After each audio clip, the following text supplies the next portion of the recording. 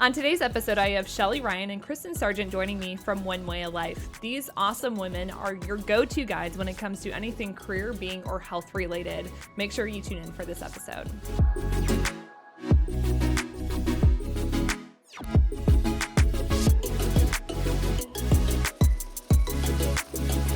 Well, Shelly and Kristen, thank you so much for taking the time to join me on the A to Z BizLink podcast today. Thanks so much for having us. Thanks for having us, yeah. So the one thing that really connects all of us together is the fact that, one, we all reside here in the state of Arizona. Mm-hmm. We're all very passionate about helping individuals to advance in their careers, and we're really focusing on overall well-being. So I won't do your introductions justice, so I think it'd be really important and helpful if each of you could do a self-introduction. Shelly, can we start with you? Sure, absolutely. My name is Shelly Ryan, and I've been with the Wynn program for a couple of years now. And how I got introduced to it was through a job advertisement that was in Indeed. And I've been a life coach for about 13 years. And one of the things, I love coaching, and I love helping people transform and make a difference in their life. But I'm not the greatest marketer. And so when I saw this opportunity for a company that would give me members, and all I have to do is coach them or advise them, I was like, I'm in. I'm totally in, because that's the stuff that I really love, and that's the stuff that I know I'm really good at. So I loved doing that. So when I found out about the opportunity, it was a no-brainer for me to jump in and get on board. I met Randy right away, and I know you've met Randy before. He's a very dynamic person, and just the whole concept of Wynn, of the three disciplines of career and health and being, just aligned with who I am as a person. And so I have been doing this, like, as I said before, for about 2 years, and absolutely love it. Awesome. And, yeah, really working with a lot of different people. And Kristen, before you go ahead and do your introduction, I think it's probably important that I do share with our listeners who we're talking about. So Randy Miller is one of our advisory board members for A to Z BizLink. He is also the wonderful individual that helps us to oversee our Wellbeing Initiative. So he was the one that introduced me to the two of you, the power of connection here. Yes. And I am so excited that we can continue to share additional resources with the business community. So Kristen, would love to hear more about your introduction to Randy and what you're doing here in the business community. Sure, absolutely. I was working for a company, United Freight, out of Washington, D.C., and I moved out here to bring the business to Phoenix. And I met Randy at a networking event, and I was in charge of sort of culture and wellness and career development for the company I was working for. And I thought, man, this guy's figured out a way to make it easier to do for more people quickly. And because I was doing everything myself, one-on-one for the company, and we were growing rapidly, more and more employees, and I thought, great, I can just plug everybody into this program. It's already set up, and then maybe they'll feel more comfortable talking with their coach because it's not me who works for the business where they're at. So I met Randy at a networking event, and it just flew from there. And the business in Phoenix has grown really well, but we have employees all over the country now that are in the Wynn program.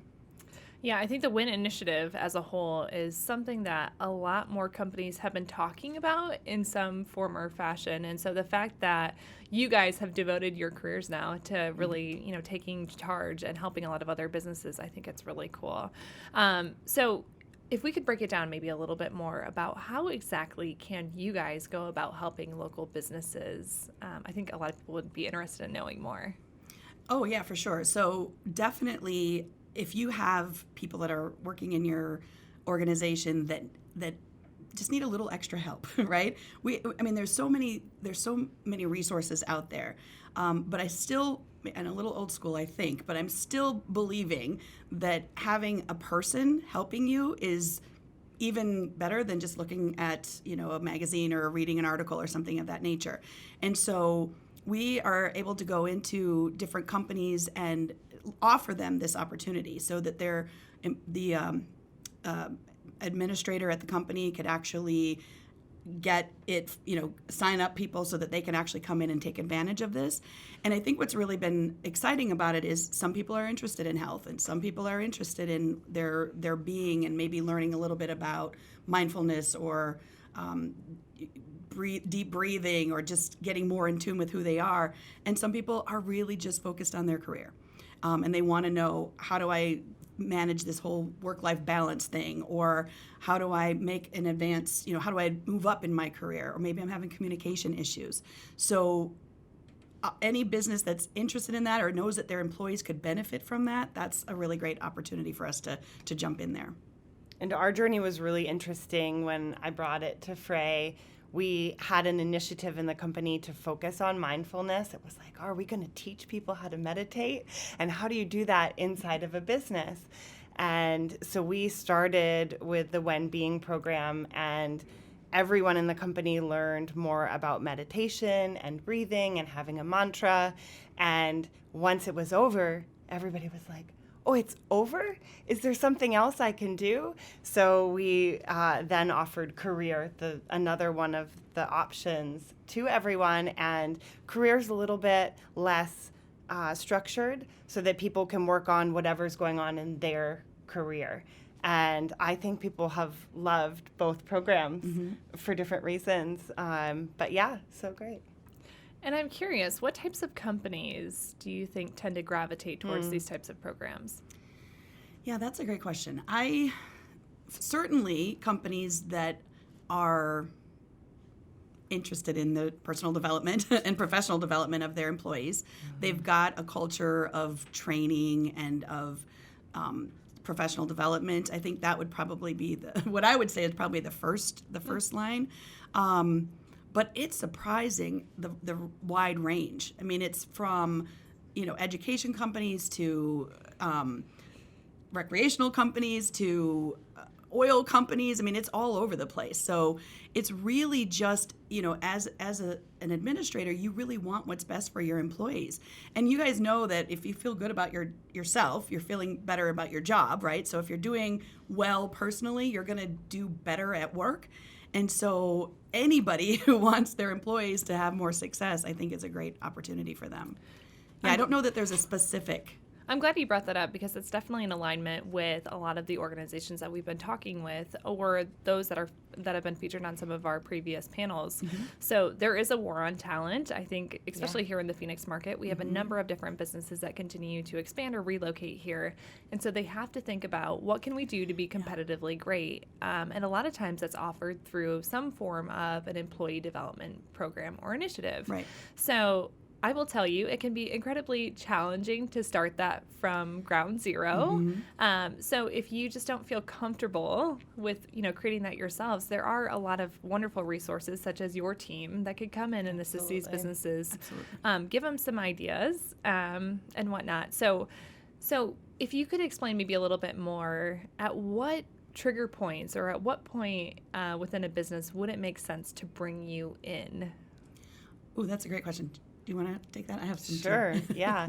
I think if you have a specific initiative like we did, that we wanted people to be able to better handle the stress. The company was going through a lot of growth and an acquisition, and it was a specific moment in time that everybody went through being all together. But then with the career stuff, it's almost been one person at a time says, oh, I heard there was a career program I could take. Oh, I could use some career coaching right now. So there's different programs that could be used in different ways, and maybe one hits right at like one moment in time for all the employees to participate at once. And then other programs might be better suited to the individual person, like as they need it. So I always like to give companies or individuals ideas on those that are doing it really well. I think it's easier for us to visualize that, or have people that we look up to.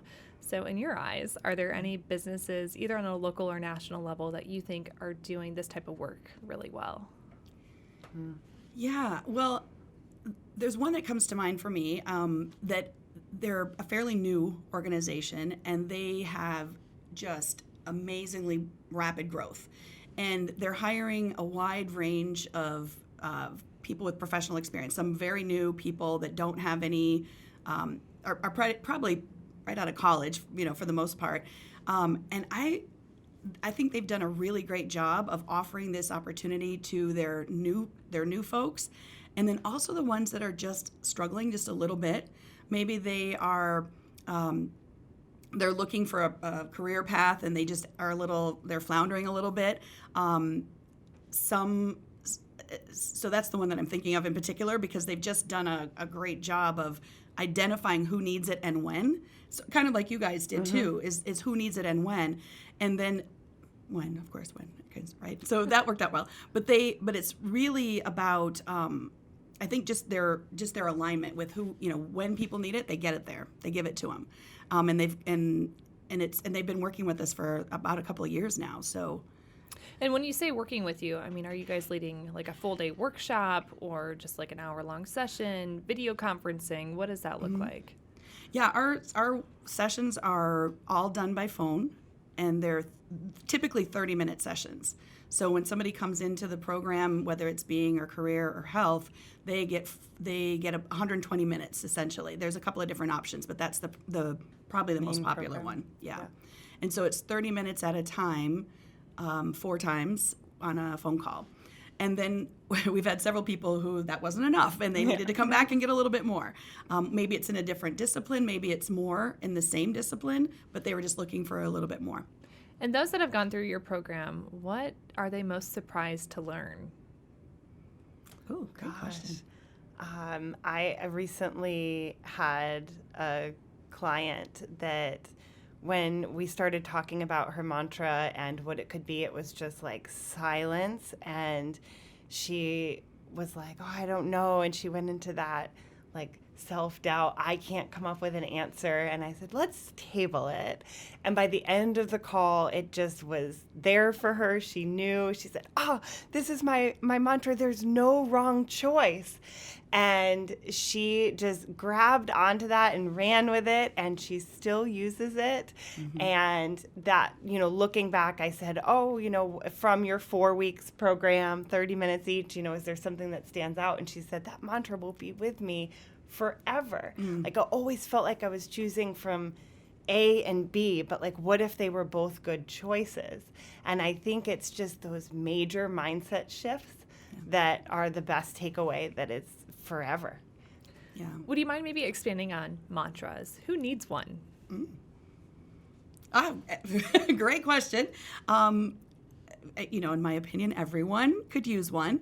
It's really a tool to focus you. And so I have a really great story about a member who, same thing, it was the mantra that really made the difference for him, and it was about being present. And so anytime that he would start to feel himself wander, so like, we're having this conversation, I'm present with you, but I start to think about, what I need to do after I leave here, right? He would use his mantra as a way to bring him back and bring him to that state of presence. And then what's really interesting about that is that he then went through the career program. That was through the Being program. And so he went through the career program and was going through something similar where he was starting to think some pretty negative thoughts about a certain situation. And so we talked about, well, maybe you could come up with a new mantra for whenever you catch yourself starting to think about that negative picture versus the positive picture that you want, you can come up with a new one. And he was super excited about that because the first time it worked so well. So to answer your question, Lindsay, I would say everybody needs a mantra. Like whenever you start to feel yourself maybe going into something that's a bit more negative or something that you just don't want to do, you can use a mantra to kind of bring yourself back and allow you to focus. And I think of it as a statement that reminds you have a choice. So Shelly is my coach, actually, and my mantra was one of the biggest things I took away from my Being time. And at the time, I was working for United Frey, trying to implement all these new culture programs and trying to run my own business, get it up off the ground. And I just kept saying, I don't have enough time for anything. And Shelly said, what if you had enough time to do everything you needed to do? What if you had enough time to do everything you wanted to do? And that, to me, was like, oh, I have a choice about how I'm spending my time. And this is my reminder, like every time I feel like I don't have enough time, am I spending it the way that I want to? Do I have to cut something? It's just, instead of feeling like the universe hasn't given me enough time, it's my choice how I spend my time. So for me, mantras just remind you that you have a choice, no matter what it's about, your mindset, your attitude, your perspective, your time.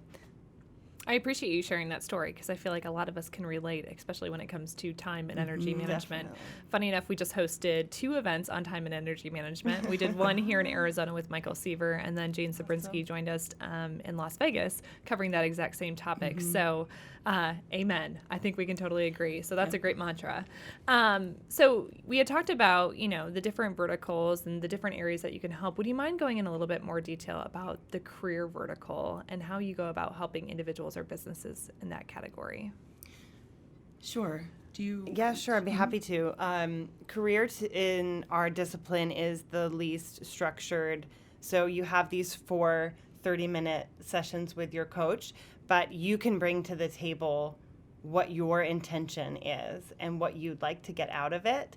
And so it's a little bit more self-directed, and I do think part of the magic is your coach kind of getting you to know what your intention is to begin with.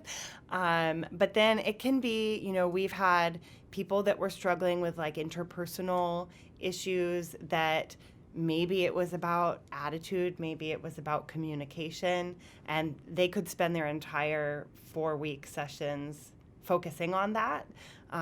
For me, when I went through the career vertical, I was transitioning out of working full-time for another company to running my own business, and I would come to Shelly and say, what am I going to do when I don't have structure anymore? How am I going to do this whole entrepreneur thing? And so my career time was all spent on developing habits and a schedule, a calendar. Shelly helped me tap into when I can do certain things at each time of day, like when am I the most creative? That's when I should be writing my blog posts and doing my social media. When am I just like the most get it done first thing in the morning? So just do the stuff that you don't want to do. So I have this master calendar and everything is chunked out so that I can stay super motivated and make the most of my time and still have that same output that I had when I had a million things to do. Now I have a little bit less pressure, a little more time, but it's very structured and it's very productive, and that's what I chose to use my time for. It just depends like what season you're at. Yeah.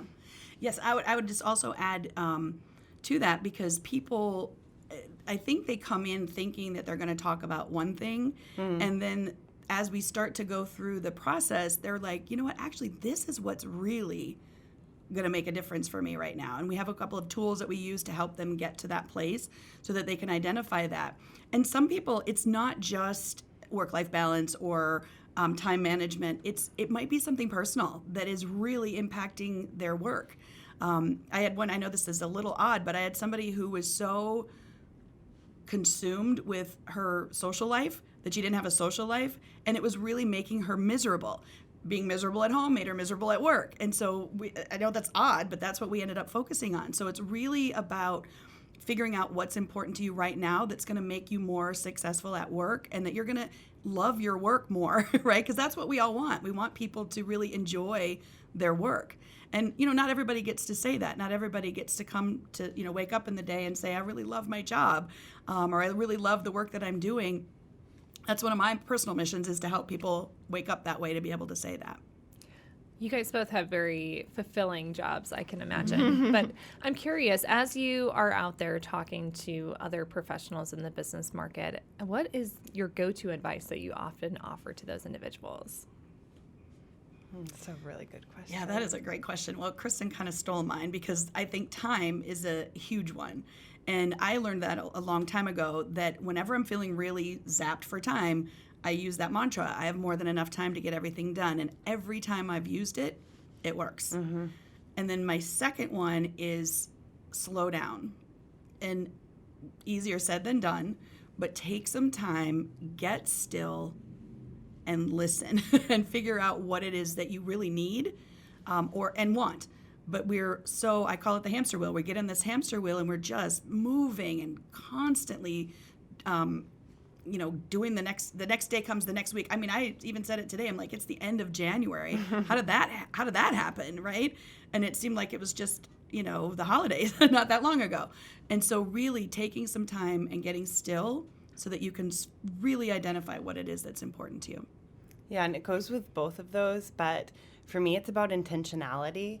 Like, are you doing what you need to be doing? And I just read about this theory called essentialism, and it's like, if you took it from your closet, it would be you wear 20% of your clothes 80% of your time. And what if you just got rid of the other 80% and didn't have to think about those clothes or make choices about those clothes and just got to wear your faves every single day? And I take that approach to work too. Like, do you have to be doing everything that you're doing? What are those things that you could drop off that they're not really moving the needle, but they're consuming brain space and time on your calendar? Like, what if you could just focus on the most essential things and be more great at those things instead of just being so busy and distracted? Yeah. Just take away some of that distraction. Those are all helpful tips. I'm curious, as you guys are looking to navigate 2020, we are at the end of January already, but as we look to navigate the rest of the year, what are you most excited to work on? Oh my gosh, I have a million things. 20%, Kristen. Okay. Right, exactly. 20%. I personally am working on NLP and neurolinguistic programming and learning more about brain science. I feel like 2020 is my nerdy year where I'm just going to like learn about the brain and how to rewire neurotransmitters and like literally wire yourself for success and happiness. It seems so fascinating to me. So that's just something new that I'm looking forward to. Yeah, that's great. That's exciting too, because this is my year of self-care. Self-care kind of went by the wayside last year for me because I was so busy and always working and doing all these different things. And so this year, it's not like I'm just focused on me, but I really am focused on me and really taking care of myself, physically, emotionally, spiritually, all of that. So that's what I'm most excited about, and I can't wait to see the results of that as well. Yeah. I think it's important that we're intentional about how we're spending our time. And I think it's also very humbling that even people that focus on this every single day, we have to continue to work on and focus on what we're really intentional about. So if you're just getting started in this process, they're not alone. It doesn't matter how many years of experience you have. I think we all have to continue to be competitively great and push ourselves to that next level. So I'm curious, I mean, you guys are great, tremendous resources here in the business community, but are there any other resources that you would recommend that people consider or look into? I'm a fangirl of like a lot of podcasters and people influential in the business world. So Marie Forleo is one of my heroes, and she just came out with a book, Everything is Figureoutable, that is a workbook. You know, it looks like a regular just book you would read 200 pages, but it asks the hard-hitting questions. What are you stuck on in your life? What do you need to do to break through? And it gives you the roadmap to be able to do those things. So for me, that's been the most real tool lately that I felt like, oh man, this isn't just a book. This is such a resource. So I would recommend it to anyone. Yeah, she recommended it to me, as a matter of fact, and I read it, loved it. It was awesome. I just read the book, The Untethered Soul. I don't know if you've ever read that book, but oh my gosh, that was a game changer for me. So I'm more of a reader, so I'm not less of a podcast person to listen, but I'm more of a reader, and that book just moved me. And I would recommend that book to every person. If you're ready to read it, I got to say that, because it's a bit much, right? If you're not quite ready to read it, but that was a really good one. So if you were to give your younger self some advice, what advice would that be? Yeah. You're right where you need to be. I think I have either struggled to like get ahead of where I am or to go back and do something different from where I was, and missed the bigger picture that right now I am right where I need to be, and whatever it is going to lead to what's coming next. Everyone really struggles to be in the moment. Yeah. And I had just massive struggles with that. And just being present today is such a gift. And you just have to have that faith that you are right where you need to be. That is definitely the number one thing my younger self needed to hear. Yeah, that's a good one too. Mine would be I just had a really good one there that I was just thinking about. It would be ask for help. I grew up on a farm in Iowa, and you don't ask for help. You do it. You just do it. You suck it up and you do it. And I don't think I understood the value of asking for help and getting a coach or getting a mentor or having an advisor until probably I was in my late 30s, early 40s. And that changed everything for me when I actually would open myself up to letting other people help me. It was so just life-changing, really, because I always would do it myself, and I didn't know the answers. I didn't know how to do it. I was just kind of winging it. So I would say, if I would tell my younger self, ask for help a lot sooner than you did, and then take it. Really be open to it. I love that, and it's kind of become one of my themes for 2020 already. I'm reading Never Eat Alone, and I sort of thought I didn't need that book. I was like, I know how to network. I know I should be going to lunches with people. And the moral of the story really is that we're community people. We're better together. We're meant to go through this life together. Yeah. And one of my takeaways already this year has been, like, what are you robbing someone else of if you don't ask them for help? Yes. That they don't get that gift of participating in your life or sharing the gift that they have or what they know and can share. Yeah, that's so good, because I remember, I think about, how good it feels for me to help other people. Well, it's not all about me. They want to feel good about, helping me too. And to just be open to that, I think, is really cool. Yeah. Well, one, Never Eat Alone is one of my all-time favorite books, really? so I'm glad that you brought that one up. I recommend that book on the regular. And I actually had the opportunity to listen to Keith, the author of that book, as a keynote at a conference recently, and he's great. So I think it's insightful. I think it's helpful that you guys have shared that, it's really never too early to get started or to ask for help. I do agree. I think even for myself, when I was younger, I was afraid or embarrassed to ask for help because, you don't want to show that you're vulnerable. Right. So that's great advice. I appreciate you sharing that with especially some of our younger listeners. So what trends are you seeing on a national level as it relates to, professional greatness? Are there any really cool ideas that you've recently heard about? Well, certainly well-being is becoming something that's a lot more mainstream than I think it was before. Yeah. Meditation, mindfulness certainly is more popular than it was before. I remember when I was growing up, that was just for hippies and, people in California. Like, no offense, but that's what I thought, growing up in Iowa. So I think those trends are definitely hitting the businesses now more. That I think it's important for people have an opportunity that they didn't have before. So at yoga, all that kind of stuff, right? The whole well-being piece, I think, is really the trend that I would say I'm seeing. Yeah, and I think also businesses competing for the talent pool, like you were saying, it's more and more benefits being offered. People want to live a life where they can be happy and fulfilled at work. So many of us now, it's like not work-life balance, it's work-life blend, and how can you sort of survive? And I think the way some businesses are battling that is to offer more benefits with things like mindfulness and coaching that can help it be more of a blend. Yeah, absolutely. So Shelly and Kristen, as those individuals that want to learn a little bit more about who you are and what you do, are there websites or contact information that you'd be open to sharing with our listeners? Sure. Yeah, go ahead. I think all of our information is best found at WynnWayOfLife.com. Find your Wynn. Find your Wynn. Yep. Mm-hmm.